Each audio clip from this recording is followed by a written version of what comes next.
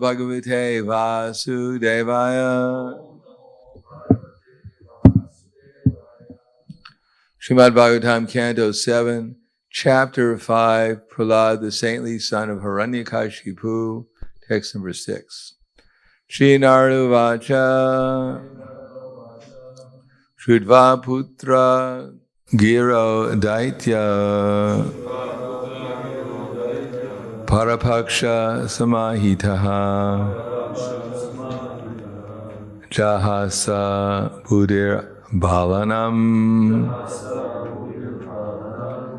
Vidyate Para Buddhibi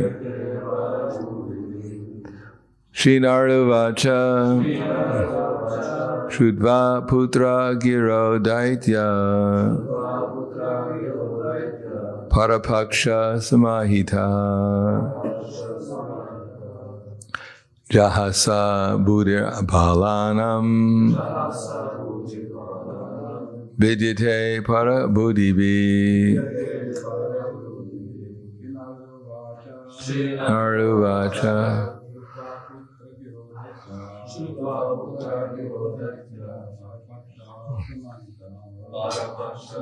Mahita Buddhi Palanam Deva Buddhi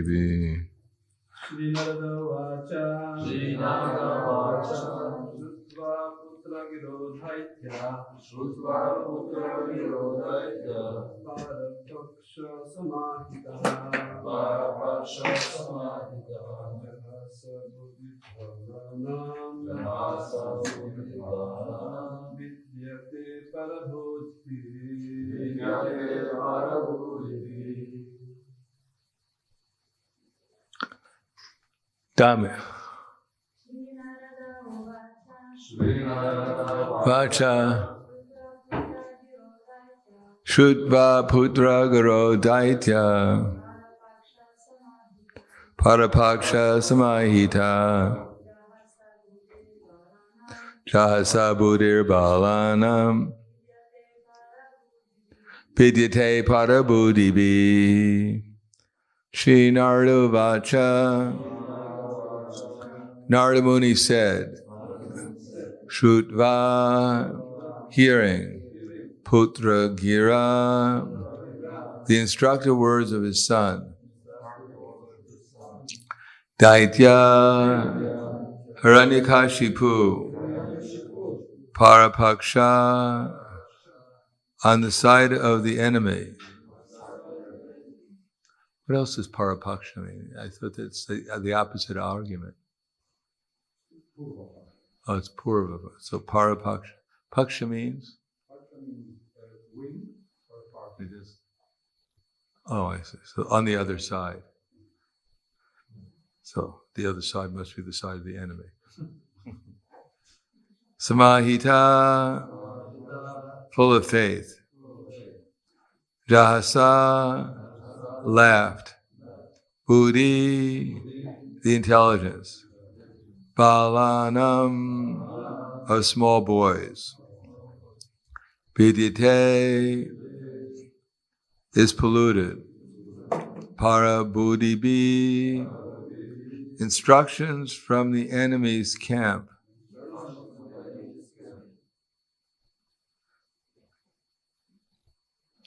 Para means just the other people's understanding.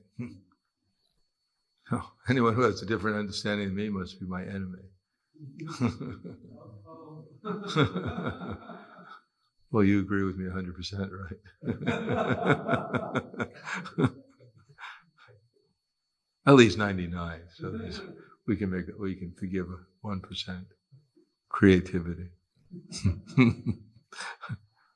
Translation and purport by His Divine Grace A.C. Bhaktivedanta Swami Srila Prabhupada.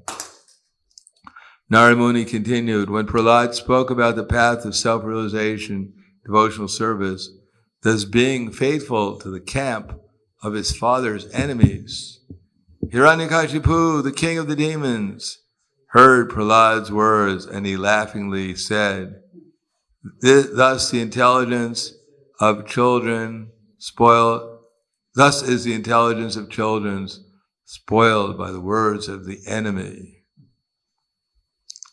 Purport. Hiranyakashipu, being a demon, always considered Lord Vishnu and his devotees to be his enemies.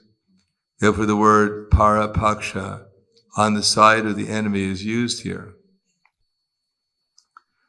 Hiranyakashipu never agreed with the words of Vishnu or Krishna.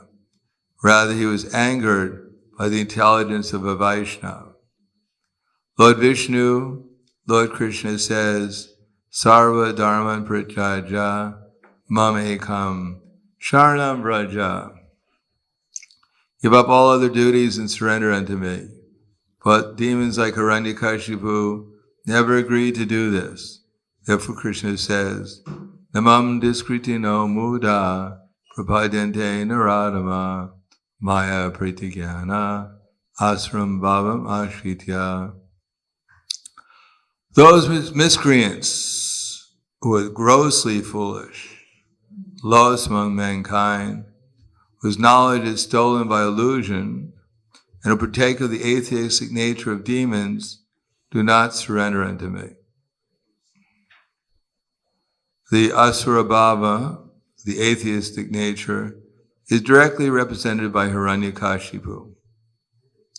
Such persons being mudha and aradama, foolish and rascals, the lowest of men, will never accept Vishnu as the supreme and surrender to him.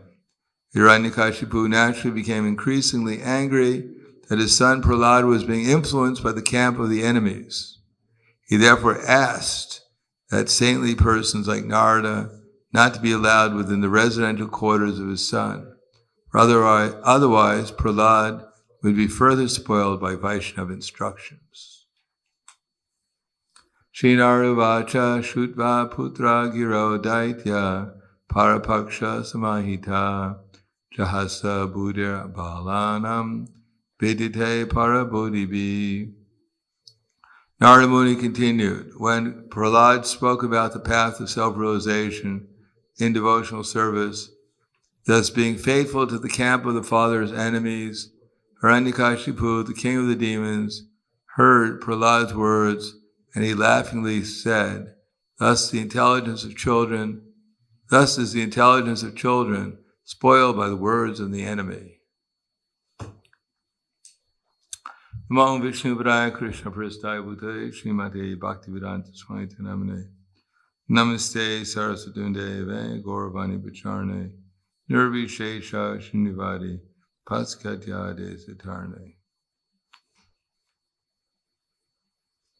So in the Bhagavad Gita, Krishna, there are two verses quite similar.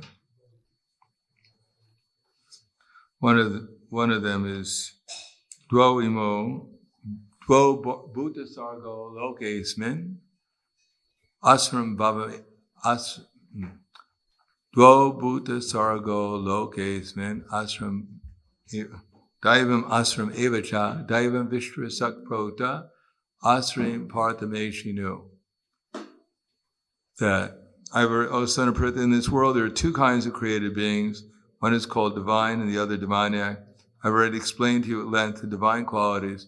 Now I'll speak to you about the demoniac.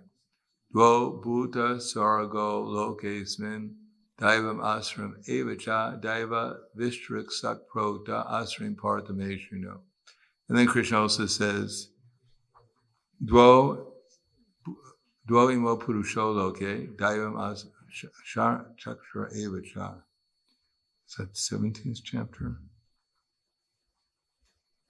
Where does Krishna say?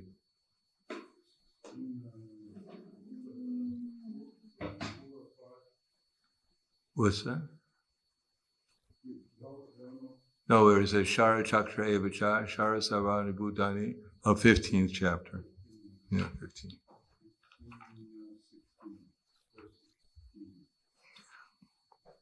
Dvo imo purusho loke, Shara Chakra Evacha, Shara Sarvani Bhutani, Kutasta Shara Uchite. In this world, there are two kinds of created beings, the fallible and the infallible. In the material world, everyone is fallible. And in the spiritual world, everyone is infallible. So fallible means they agree with Krishna. Or the infallible means that they infallibly agree with Krishna. And fallible means that they don't agree with Krishna. So therefore, by conclusion, the fallible are all asuras. The fallible are asuras and the infallible are asuras. And how do we know what Krishna wants? Well, Krishna says that Trividanarakasedam dwaram nashitam atmanaha kama krodha tatalovas tasmat etam trayam tajet etera vimukta kuntiya tamo dwaras shribirnara acharat yatma shreyas tatoyati paramgatim. That there are three gates leading to hell: lust, anger, and greed. Every man should get free from these three gates because they lead to the degradation of the self. Person who gets free from these three gates performs acts which are conducive to self-realization, thus he obtains the supreme destination. Yak shastra vidim utsrija vartate kamakarata dasasidim avatnoti nasukam na param gitim. That one who gives up Shastra and acts whimsically attains neither peace nor happiness nor the supreme destination. In other words, Krishna doesn't give us very much choice. Either a demon or a devotee. Or you're trying to become a devotee. So you're half a demon. You're not in either camp fully. But that's called marginal. You can have both cards. When you're with the demons, you can show your demoniac card, so you'll be accepted. And when you're with the devotees, you can show your devotional card, and then they'll think you're a devotee. It's like Mukunda. When Chaitanya Mahaprabhu was at Srivas Anga, and he was revealing the Mahaprakash, at that time, so many great devotees came before Lord Chaitanya, like Murari Gupta came before him, and Chaitanya Mahaprabhu revealed his form as Lord Ramachandra. Hanuman was there, and Sita and Lakshman were there. And when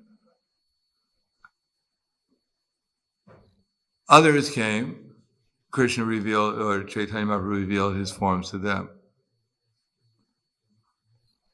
Like Kolavekshara Sridhar was in the mood of a cowherd boy. So Chaitanya Mahaprabhu manifested Krishna and Balaram. And everyone got to see Chaitanya Mahaprabhu in his different forms, except for Mukunda. So I was asking, well, you haven't called for Mukunda. When are you going to call for Mukunda? Mukunda was a very dear childhood friend of Chaitanya Mahaprabhu. So Chaitanya Mahaprabhu said, well, he's a Sharalarka, which means that he mixes with everyone. When he's with the Mayavadis, he suddenly becomes a Mayavadi. When he's with the yogis, he becomes a yogi. And when he's with the devotees, he appears to be a devotee. So I don't want to see his face. So they went out and told Mukunda, who was waiting anxiously to see Lord Chaitanya, and he said, Chaitanya Mahaprabhu doesn't want to see your face. Wasn't very enlivening news to Mukunda. So Mukunda said, all right, well, how long will it take before I can see Chaitanya Mahaprabhu again? So they went back and asked Chaitanya Mahaprabhu, when can Mukunda see you? And Chaitanya Mahaprabhu said, after 1,000,000 lifetimes. They went back and told Mukunda that you can see him after 1,000,000 lifetimes. So Mukunda started to dance in ecstasy. I'll see him, I'll see him. So they came back and told Chaitanya Mahaprabhu that Mukunda was told you won't see him in 1,000,000 lifetimes. And he started to dance in ecstasy. That I'll see him, I'll see him. And Chaitanya Mahaprabhu said, call him immediately.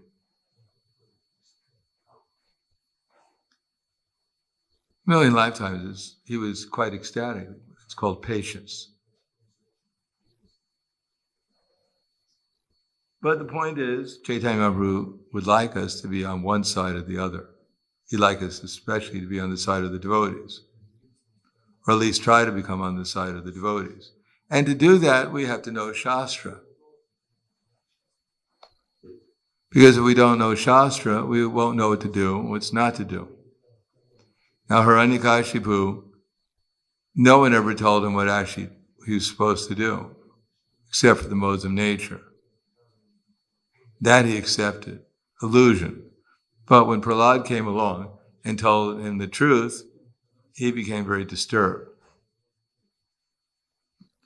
He thought he was going to live forever, and therefore he didn't need any instruction, because he had already achieved the ultimate goal of the material existence, what everyone's struggling for, to become eternal.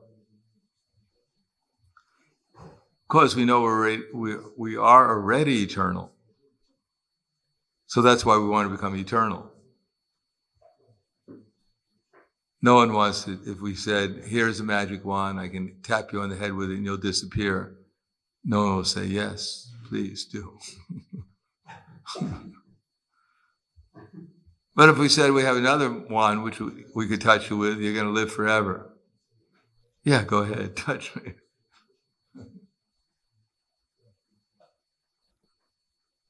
Deha patya kalatradishu atma saneshva satsupi tesham pramato nidanam pashyanapi napashyati. Srimad Bhagavatam Sridhar Swami says, Deha, the body, Kalatra, the wife, Deha, Patya, Apatya, the children, and Adishu, and everything else that comes along. When you get a wife and children, you get a lot of other things along with it. So, what are these? Why do people want these things? Why does a woman want a husband? Why does a man want a wife? Why do they want children? Why do they want all these things, a house, whatever? It's because they want to be protected. Anyone who thinks that this body doesn't need protection is wrong. King Ugrasena, although he's a pure devotee, it says in the Krishna book at least, he had 10 quadrillion bodyguards, personal bodyguards. Obviously, he was feeling a little anxiety, like someone was out to get him. So every person wants protection, and the more one becomes popular or famous or wealthy or whatever, the more protection one feels one needs. So it's not that we make advancement in material life, then we feel we're protected. But actually, the more things we get, the more things we have to feel like we have to protect.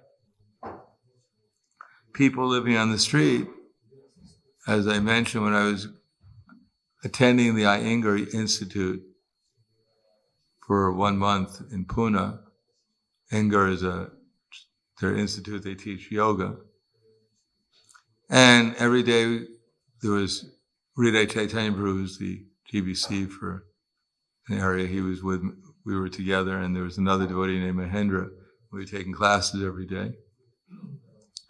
And when we would walk there in the evening, you'd see, coming back from the evening class, you'd see all these people sleeping on the street. And they were sleeping very peacefully. As you think, people sleeping on the street, they'd be very disturbed, lamenting, oh, I don't have a nice soft bed. And it's, no, they were actually quite peaceful because they had nothing to lose. They had no worries at all. If you gave them some money, put it in their pocket, then they'd start worrying that someone's going to take the money. But if you have no money, you don't worry about anyone taking anything from you because there's nothing to take. You can't lose anything because you don't have anything. Therefore, you can be quite peaceful. And as soon as you get something, immediately you become protective. And as soon as one touches your belonging, don't touch that, it's mine. Let's step outside, we can settle it there. Then immediately there's enemies. People who might take something from you. So Hiranyakashipu was controlling the whole universe. Obviously, he was potentially disturbed. Especially if someone comes along and says, my dear sir, you think you own everything, but you actually have nothing. What do you mean I have nothing? I'm controlling everything. Sir, you don't control anything. It's like that little boy, the great yogi who had meditated for thousands of years to attain mystic power, and then he declared that he was going to walk across the water. So all the townspeople, they gathered on all sides of the lake to watch this wonderful yogi walk across the water. And he walked across the water, and everyone was bowing down, Bhagavan, except for one little boy. And the yogi he saw the little boy, he was happy to see everyone else bowing down, and became disturbed by seeing this little boy didn't offer him respect. So he went up to the little boy and said, "Hey kid, what are you doing? Get down, bow down." He said, "Why should I bow down?" He said, "I walked across the water.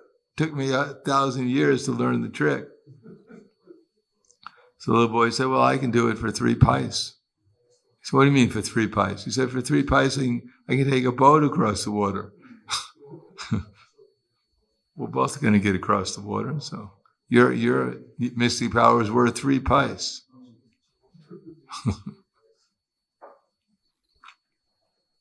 So people are striving to, if they can make it up to 100 years old, then everyone thinks they're successful. Never mind, they have 100 years of accumulated impious activity, as it can take them another 20 million years before they get the human form of life again. Their next life is a tree. So their record of 120 years of living, they're going to quadruple it as a tree. But no one will give them any credit. No one goes to a tree and says, "Oh, you're so fortunate, you can live for 10,000 years. My God, I wish I could be like you." Don't worry. You have every opportunity. As far as I can see, you're going to be part of my family in your next life. You're going to be a chip off the old block. The acorn never falls far from the tree. So everyone, what to speak of the demons, they don't want to hear it. Practically no one in the material world wants to hear the truth. Which I think that Hiranyakashipu became disturbed when Prahlad told him the truth. If you walk up to anyone and tell them the truth, they'll become disturbed. If you tell someone, "Oh, you're beautiful, you're brilliant, you're wise, you're this or that, you're a Bhagavan," people say, "Well, very nice." And if you say, "You're a fool and a rascal," actually you're a thief, you think everything you have belongs to you, but actually belongs to Krishna. You have no intelligence because you don't even know who you are. What will people do? Oh, sage, you're so great. An ordinary person will become very disturbed, telling them the truth. So everyone in the material world, even if you tell a devotee, "My dear devotee, you sing like a frog," what will the devotee think? This person hates me.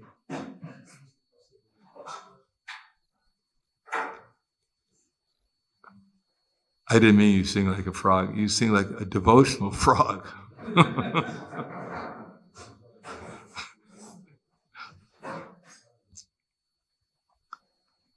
I'm sure by your devotional singing, you're going to attract many, many female she frogs. No, people will become very disturbed. "Why are you insulting me like that? Who do you think you are? Why are you so puffed up?" So practically speaking, when we read Bhagavad Gita, we don't really read it many times because if we heard it, we'd feel insulted. We'd actually understand that I'm also amongst the Mudhas and the Naradamas, whatever, but I'm trying to become a devotee. Or the Maya Pritagyanas and the Asaram Bhavam Ashrityas.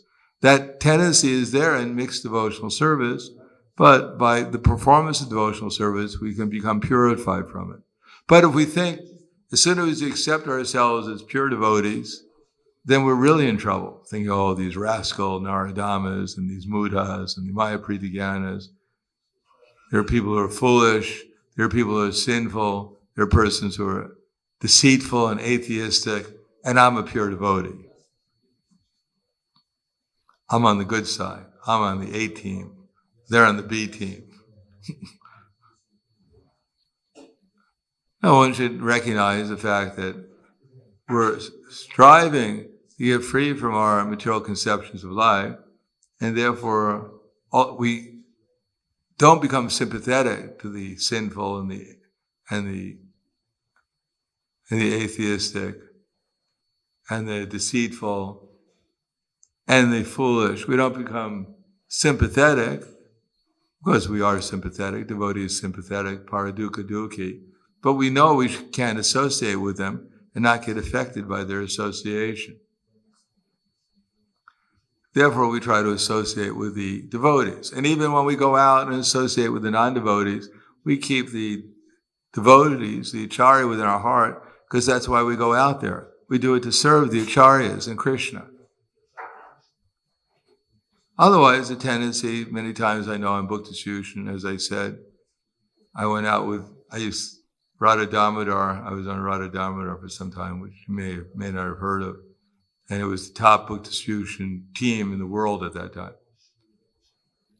Full of competitiveness, which was good, because we distributed a lot of books. But I was at one airport with, I always came in just about number 20 in the world. And I was always with number 1 and number 2, so, which kept me number 20 because I was always envious. Kept me motivated.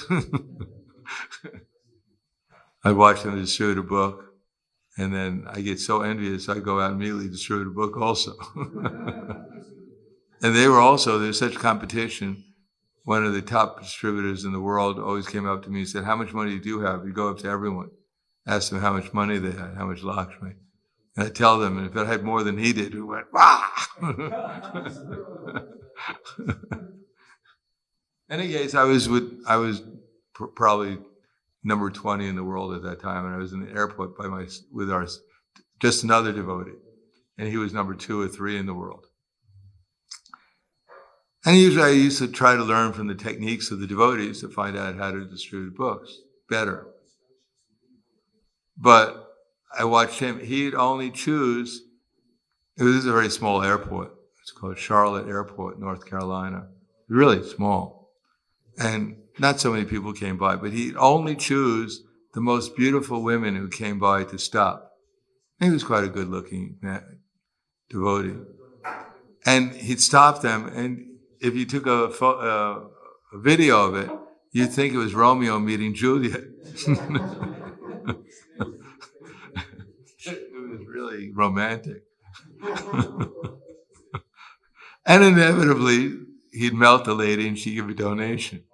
Big donation. He didn't go after small, poor people, only the most dressed up, beautiful ladies. So this went on for some months. He was always doing better than I am. And then one day, he met the lady he was looking for. And the romance started there, and they continued it afterwards. And that was the end of his book distribution. So, unless we're conscious of, what's that? Ra. No. What's that? I don't think. Kunja is K. There are many like that.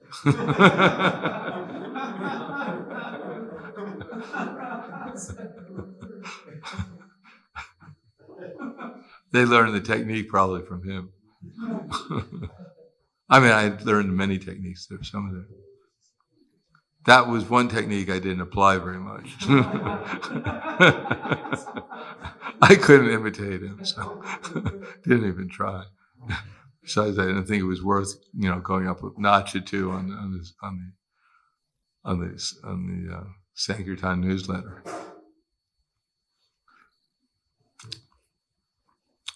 So The point is that we have to be careful about what we're actually trying to achieve.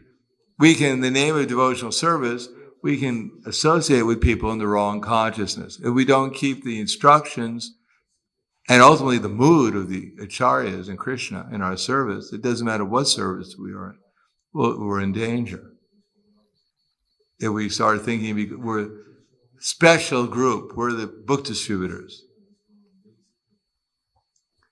and we can do anything we want, and we'll be protected by Chaitanya Mahaprabhu, then we'll get into difficulty.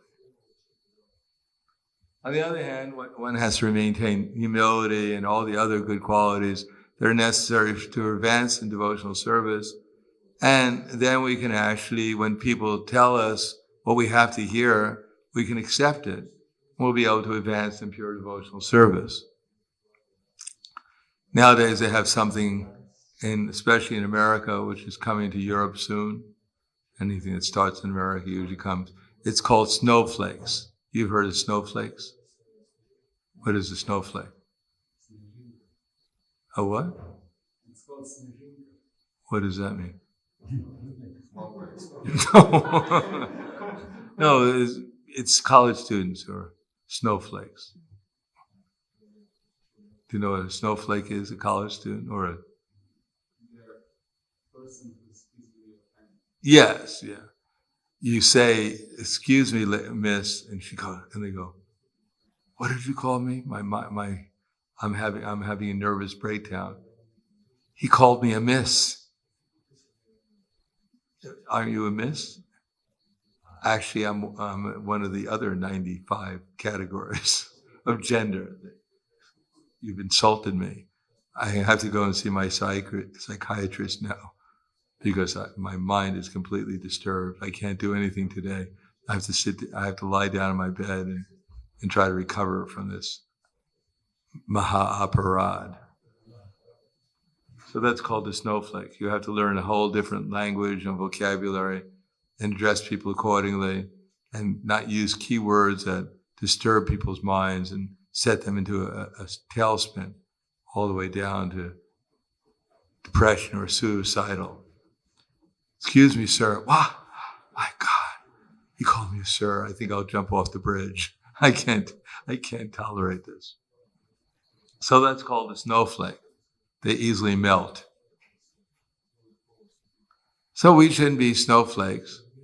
Anytime someone looks at us the wrong way, possibly insulting us, or they tell me, or the typical devotee who's falling asleep during japa, Hare Krishna, Krishna Krishna, and you go, "Excuse me," and you go up to him and say, "Prabhu, wake up." "What? I was completely awake. Why did you touch me? Are you insulting me? You thought I was asleep."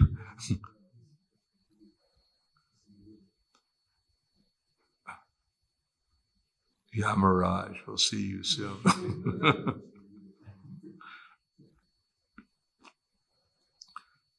Previously, someone would fall asleep in class, and the devotees there would be the temple commander. He'd go around with a squirt gun. And then the devotee he'd have the good enough sense to stand up and then stand behind Prabhupada. So if you see these videos in Los Angeles of all these devotees behind Prabhupada, they're not guards. They're all the people who got squirted with the gun, who were falling asleep in class, and they were obliged to stand behind the Vyasasana. So in case they fell asleep when they were standing, then Prabhupada wouldn't see them.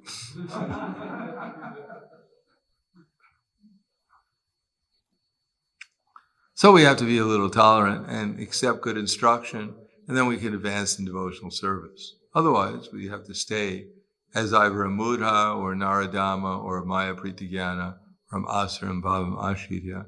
We won't advance towards pure devotional service. So I'll stop there. Thank you. Any questions?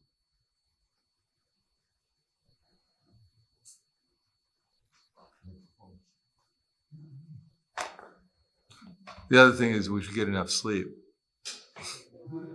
I had one disciple, he'd never get enough sleep for one reason or another. So during one kirtan, he jumped up in the air and he fell asleep in the air. And he landed and he broke his teeth. So it's dangerous. You have to make sure you get enough teeth, enough sleep, especially if you're going to jump up in the air during a kirtan.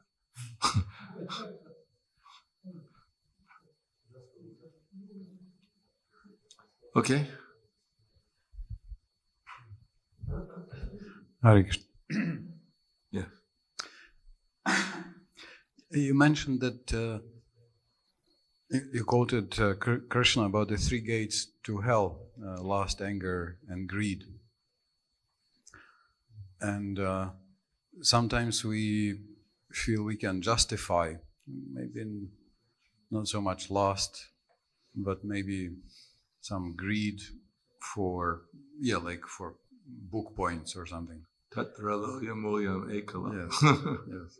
Or righteous anger at some rascal, and then we stay preoccupied meditating on the person. So how to deal with that? How to break the cycle of? Well, greedy for book points and things like that, that's not so bad. Because the very service, if it's done properly, will actually purify us eventually, so that if you're greedy for book points for 20 years and then after 25 years you see no one really cares how many book points you get anymore. They don't shout your name out anymore. Jai Maharati! There's no more like that. Then you get bored of the whole thing after some time. You think, well, maybe I should do it for some other reason. Maybe I shouldn't do it anymore. Then after a while, it goes away. As far as being angry at people, Hanuman was angry at Ravana, and that's all right. But anger at devotees is not a good idea. We should choose who to be angry with. But anger is all right if it's towards the right object. Someone who offends Krishna or his devotee, that's bona fide anger. But other kinds of anger are not very auspicious. Anything else? Yes.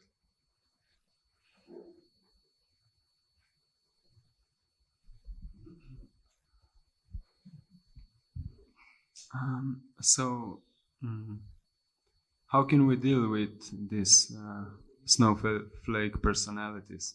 Do you have any advice? I don't know. Do you meet very many of them? There are a few.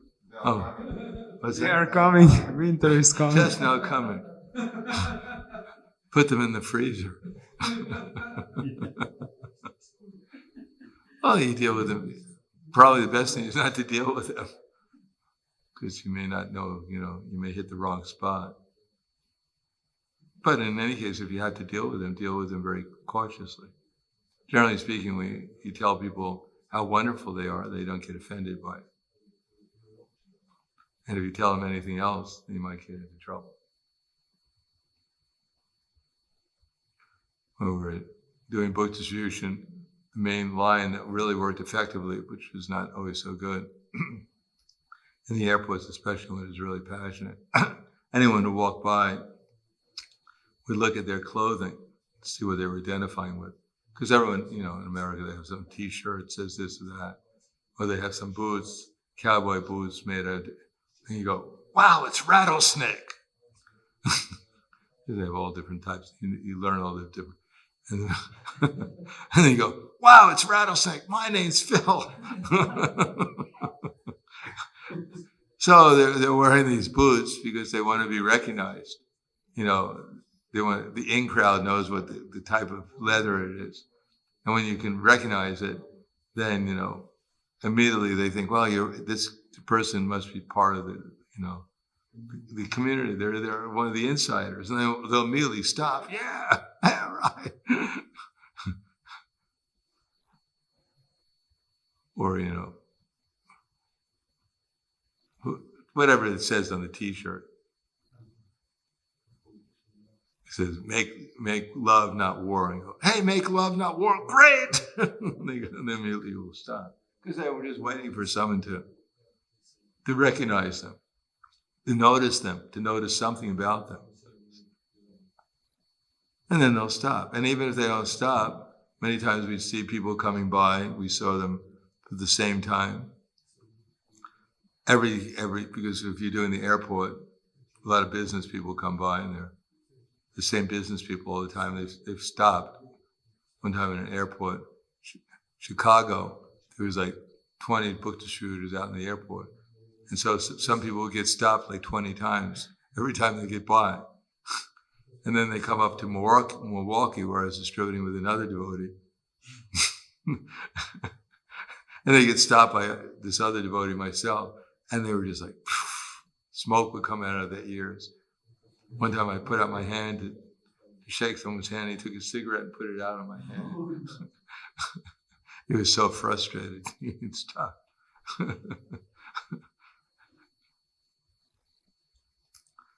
But, inevitably, even if people don't like you, they don't like what you're doing, they know you. But if you say something nice to them, you go, wow, look at those shoes. That's fantastic. And they go, rah! And then they walk by and go, wow, he said something nice to me. They turn around and wave or something. Because a compliment. It's like you have, many times in the airport, you have a woman with her daughter coming by. You stop there and go, I'll give here's a book for each one of you. Are you two sisters?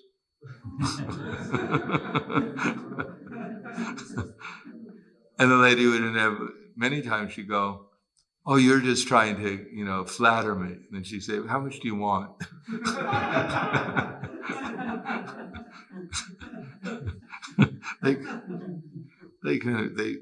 They're living life to hear something like that.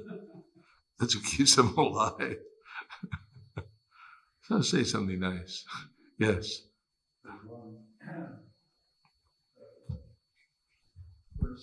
He was waging war with devotees. He was sending goons, gangsters to attack devotees. Where was this? In South Russia. And Sochi. There was a court case, and then